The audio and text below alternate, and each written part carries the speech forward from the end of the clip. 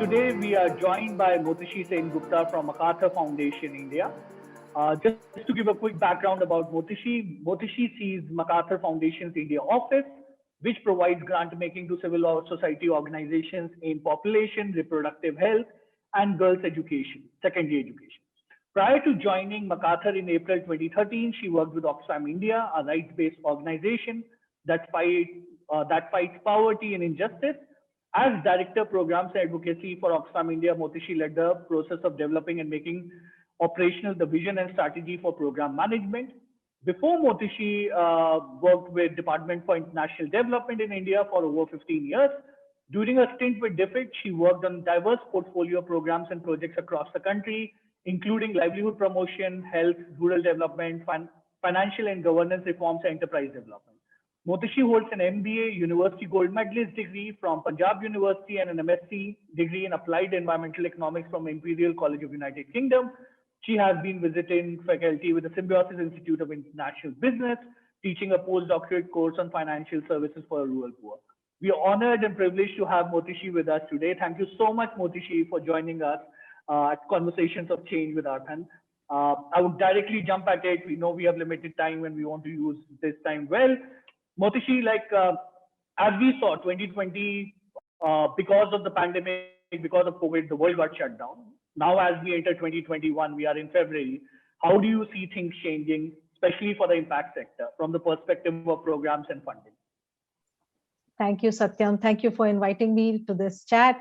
I think 2020 served as a very, very crude but very important reminder to say that, we should not be taking things for granted. And while we were all used to a certain flow, certain set of institutions working full form, it really pushed us to think on, new ways of working, dealing with new challenges, setting boundaries to what could have been possible. And we've seen what has happened in the last 9 months, last 11 months now, almost trying to figure out how best to deal with the situation as has emerged from COVID-19.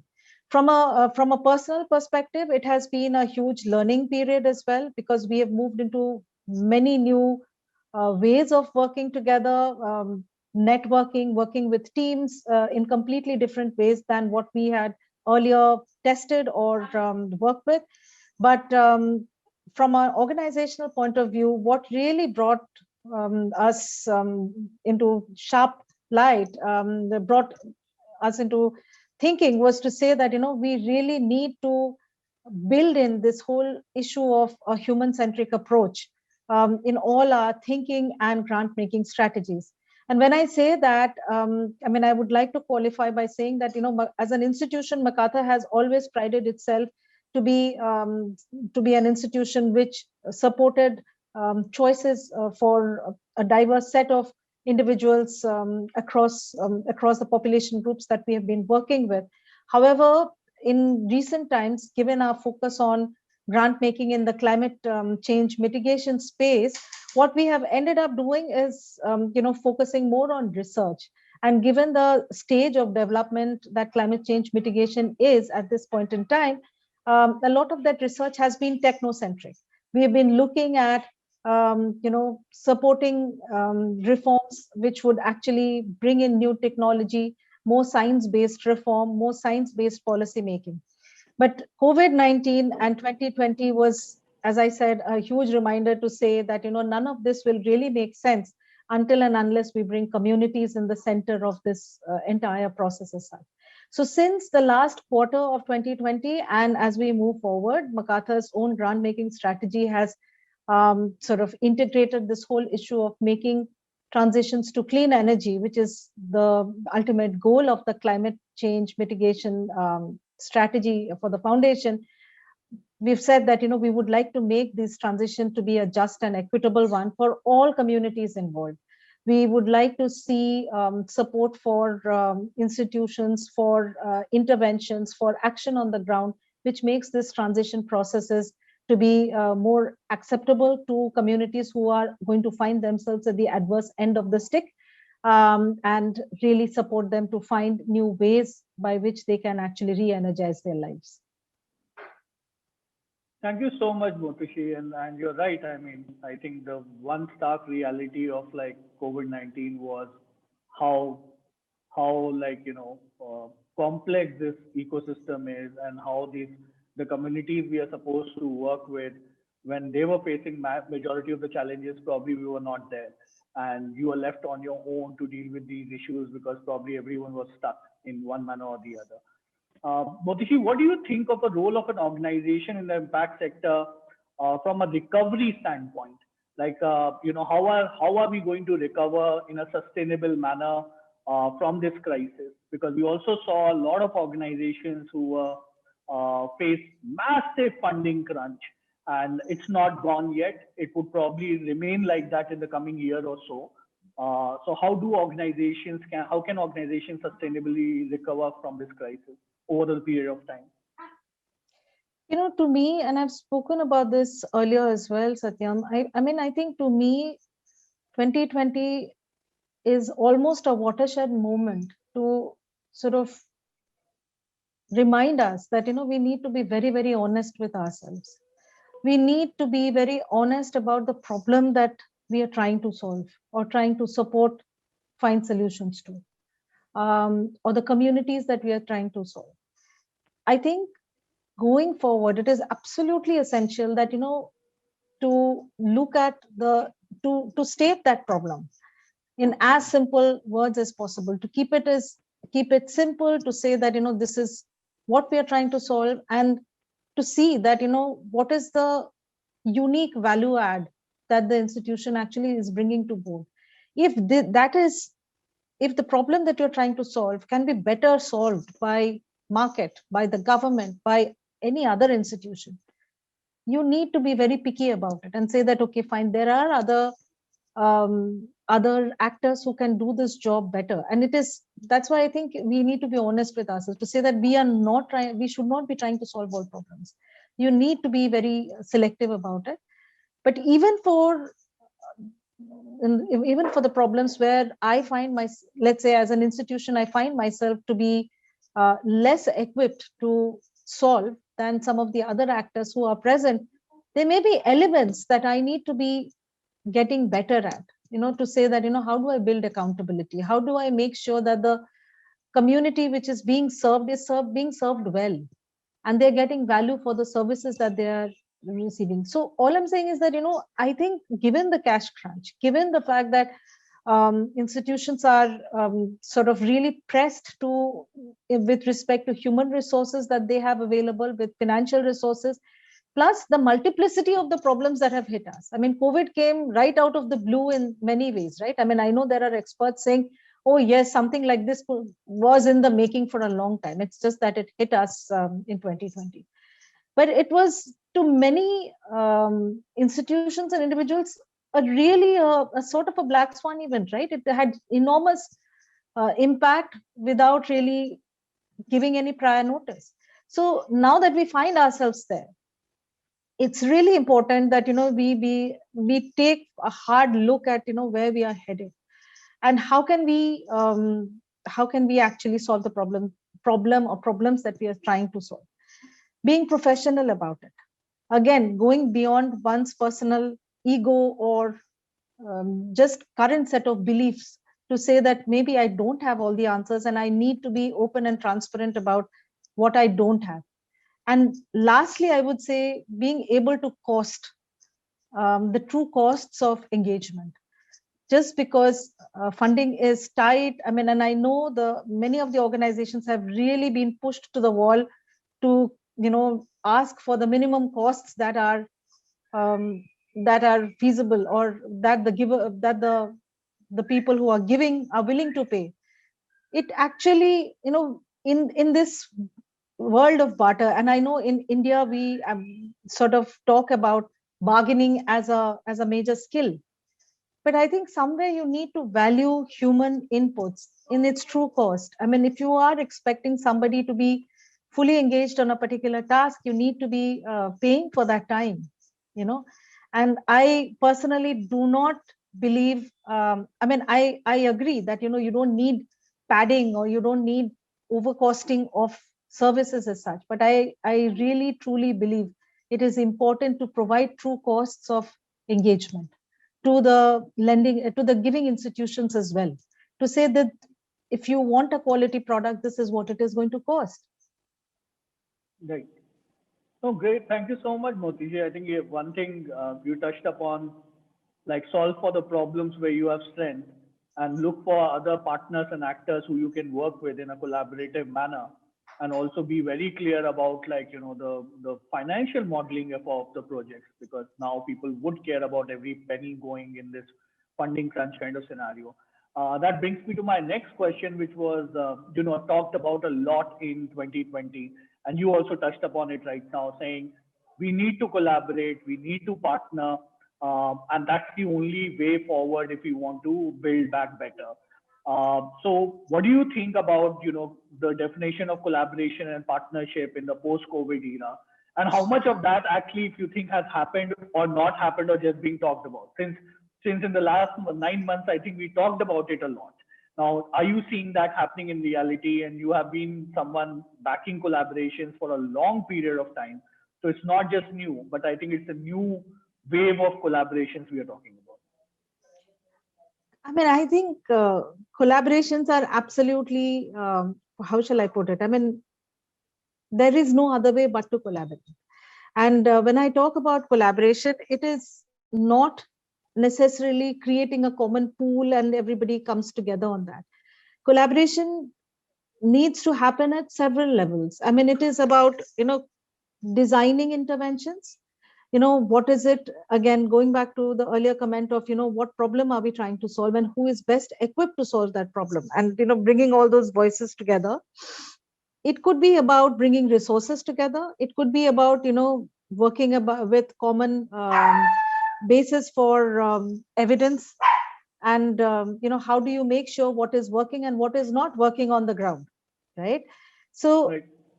collaboration needs to happen, but at the same time, I think one of the areas which is less talked about and is also very important to build in is about narrative building. So as we find ourselves increasingly in a situation where civil society has to justify its presence, and I will call it out here, because you do see instances where civil society is being asked to justify what is it that you're doing as such. It is only with the power of and the strength of the many that you can actually solve that. How do you create a narrative to explain what you are doing? How do you say that this is where the role of civil society is really very important? It is also about defending that narrative, you know defending that narrative, to say that this is the narrative that I have actually built, and basically this is how we are going to solve this problem. But if there is a onslaught or an attack on that narrative, how do you jointly put up statements, jointly put up a position to say that yes, this is why we challenge it? It is also about challenging alternative narratives, that your that institutions and actors in your, I wouldn't say enemy camp, but who have alternate point of views. As a collaboration, you can do that. When you are in a collaborative mode as a group, you can challenge it to say that yes, Right. this is how. So I think this whole issue of building narratives, challenging existing narratives, and defending your present narratives is something that is quite under researched. However, it's a very, very important part of the collaboration journey, and it is extremely important that we take into consideration the inputs of a diverse group of people to make sure that you come to a common point on this. No, great. Thank you, Motishi. I mean that I mean, when you're talking about the narrative building and sustaining, something a conversation was happening today morning where we said, and I would like your response, where the person I was talking to said that it's very difficult to find funding agencies who are willing to support that kind of work. Not saying that, and like if I go back and look at, like when you talked about the funding crunch, the next question is who is there willing to support, like any kind of initiatives that are looking at behavior change or building a narrative, because it's a long-term process. We all know, right? I mean, if you do it once, nothing is going to happen. But if you start running it as a campaign and the campaign runs for a couple of years, we have noticed things like Swachh Bharat Abhiyan, anything that runs in a campaign mode ends up doing justice, especially for the problems we have at scale in a country like India. What do you think about that? I mean, I'm curious to hear your opinion and views. The good thing is that the institutions themselves don't know, probably haven't really thought this through. I wouldn't say they don't know. I'm sure you have very experts thinking about a whole range of issues, but funding institutions, I think, also need to invest in this whole issue of how do you help create and develop narratives. And I would not say that they're not interested as such, because in the past, I mean, Makatha has supported the White Ribbon Alliance. We have supported other campaigning platforms where the indicators of success and evidence are quite different from the way you would actually measure regular programs. Right. Yeah. Thank you, Motishi. We also saw, like, things that were imposed on us during the pandemic era, which is like, working from home. All of us, we are still working from home, majority of us. Adoption of technology, not just to work, but also to deliver what you were supposed to deliver to the community. What are some of the changes you are most excited about and you think would last? Because I've heard people saying no more Zoom calls, and we are still on Zoom. And I've heard people saying no matter how great technology is, you require human beings to sit together and work together. What are some of your views around future of work, future of technology? Will we bounce back to the way we left the world in a pre-COVID world, or is there things we should definitely retain from the last 10 months, because that brings more efficiency to deliver and do what we are supposed to do? Satyam, I can only talk from my personal experience. I think, like many other things, it's been a learning of sorts in the last year. I think it has really challenged us to question some of our basic assumptions in terms of what is good, what works, what doesn't work, and it also helped us to figure out that yes, alternatives are possible, and possible in a very productive way. So I think looking forward as such, working from home is going to be more of a reality than before. Even when everybody is vaccinated and everybody is happy to go back to work, I think the flexibility that it offers is something that is going to be welcomed across institutions. At the same time, there will be new arrangements coming in place to say, yes, how do you actually ensure that the team comes together in a physical space, at least for certain number of hours or some certain number of days, and that would depend from one institution to another. So that's one big change I think that will happen. The second thing is, I think reliance on Zoom calls and or platforms like this to be able to conduct business is going to grow, which means also less travel on the roads, probably to go in for physical meetings necessarily. It'll also help people manage their time better. So you don't necessarily have to lead a 9-to-5 job, and which has its negatives as well, because then the boundaries that you otherwise drew with a 9-to-5 job are going to disappear, as they have disappeared in the last few months. So that's happened. The last thing I would like to say on this front is that, I think organizations will need to be much more supportive, especially the HR function, much more supportive of their staff members as they move through this period, to make sure that they can support their employees through a regime of self-care and consideration for the employees to be able to perform at their best. As somebody said, having an environment where self-care is encouraged, or there are interventions that indicate that the organization cares for the well-being of the staff member, is really a major insurance net that the organization, or a social safety net that the organization throws out. If employees know that that's available to them as such, you will actually find evidence that they're trying to work much harder if they know Right. that the organization is there to back them up should they have a problem. So I think if you're looking at employee productivity, employee engagement in the work that they do, there is a role that I think organizations will have to increasingly start embracing, to say that they need to be much more caring, much more responsive to the specific needs of the employees, and be supportive as we move forward. So getting into a command and control regime, anyway, had started, the attractiveness of a command and control regime had already started to sort of fade away. But I think going forward, it's going to continue that way. Probably the pace of fading will go down faster. No, that's a great point, Motishi, and I think thank you for talking about mental health and well-being. And I think it's like human psychology. You need financial security, you need that mental security, you need that people care for you and they're there for you and looking after you, which generally actually ends up not happening in a lot of time in the world of work. And COVID has clearly brought that to the forefront.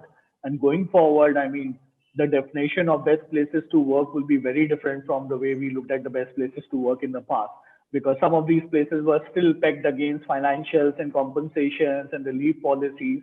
I think we are looking at an era of probably mental well-being policies which have not been drafted yet, of like, how do you make someone feel secure in the environment they are in, and so that they can realize their full potential. Which brings me to my pet question, Motishi, like, decades of experience in the impact sector, and, with new challenges coming your way also from like COVID is one of them. I'm sure you have faced multiple such. There was what do you say, like a financial crisis of 2008 that happened. COVID has happened as a health plus financial crisis to the world. I mean, what are the key learnings for someone like you as a professional, which you take at this point of time in your career? And if you look back and you would like to give an advice to someone young who's coming into the sector, let's say graduating in 2021, there are lots of them who are graduating in 2021 and looking at starting out. Couple of things really. I think COVID-19 plus the other instances that I think actually has hardened resolve to say that we want to stay within the sector. Because if the purpose is about being able to make a difference, and I don't claim that as an individual I have necessarily created the difference, but I've been I think I am hugely confident about the work that has happened with the institutions that I've been associated with, which have made differences. And so I am probably very lucky, and I am grateful that I've been able to be in opportunities that have actually been very fulfilling and satisfying. And COVID or no COVID, I would definitely say that this is an area where there is a lot of personal satisfaction as such. But it also requires a lot of patience, a lot of determination to not be sidetracked by conflicting claims, to say what good is it to actually change the life of one, or make such limited changes as such which can be washed away. It doesn't matter. So you need to be patient about it. That is very important. In terms of advising a youngster, the only thing I would say is that the ecosystem has evolved considerably from when I started out, and I would request them to actually focus on learning as such. So come to the sector. I think it provides huge opportunities. I mean, today you find opportunities which just did not exist at the time when I joined in as such. I mean, opportunity to work on climate change, opportunity to work on artificial intelligence, finding new ways. So there are huge opportunities which have come up. If you are able to bring the necessary academic skills to solve that problem, I think that would be hugely helpful as such. don't choose this area as a profession when you have failed at others. Come to it as a, Great. come to this line, come to this sector as, and choose it as a sector of your preference. That will make all the difference as such. Right. And I know there are challenges even today, and I think the problems have also become more complex than where we found ourselves some time back. But the satisfaction of being able to work with individuals, households, communities to actually make that change is, that surpasses everything. I mean, and thankfully, I mean, good institutions have started recognizing that, to bring good skills on board, you do need to pay good remunerations as such, at least remunerations that meet your basic requirements adequately. And that's Right. that's a trend that I would say that, we need to strengthen further. There is much more that needs to be done. But I would really encourage, youngsters to come and join and, really push the wheel forward. Great. No, I completely agree with you, Motishi. I think you have touched upon, you talked about being patient enough, and I always think of it as a marathon because sometimes people want quick returns, and I Yes. don't know how early one could start talking about the power of compounding in interest. Though we learn this in maths when we are probably in high school, but you only see it in practice when you probably start earning and start saving and start understanding what it means over a period of time. Similarly, with career, it's a journey which you have to build on that from the experience perspective, from skills perspective, Yeah. and it's not always about financials, which actually is becoming sort of like a what do you say, a bottleneck at this point of time, where people peg everything against the money they earn. Yeah. Soon realizing 10 years down the line that it's not always about money; it's a lot more beyond things like that. But it has been great talking to you, Motishi. Thank you so much for taking a time out of your busy life, and we hope that this conversation will reach people in the impact sector, beyond the impact sector, and they will get inspired and they will join this landscape. I think COVID led to a lot of people losing their jobs. We need to build this back better by bringing them back to this sector if they have left it for one reason or the other, or for people who need to find something more meaningful and purposeful in their life beyond just minting money and holding P&L accounts. Please consider working in the impact sector. Now, there is a I'm with tremendous you on that one. Totally, Satya. Totally with you on that one. And I think we are going through some very interesting times. I mean, and by the end of it, I have faith. I have faith that, people will make choices which will actually, which will bring in new set of skills to the sector. Yeah.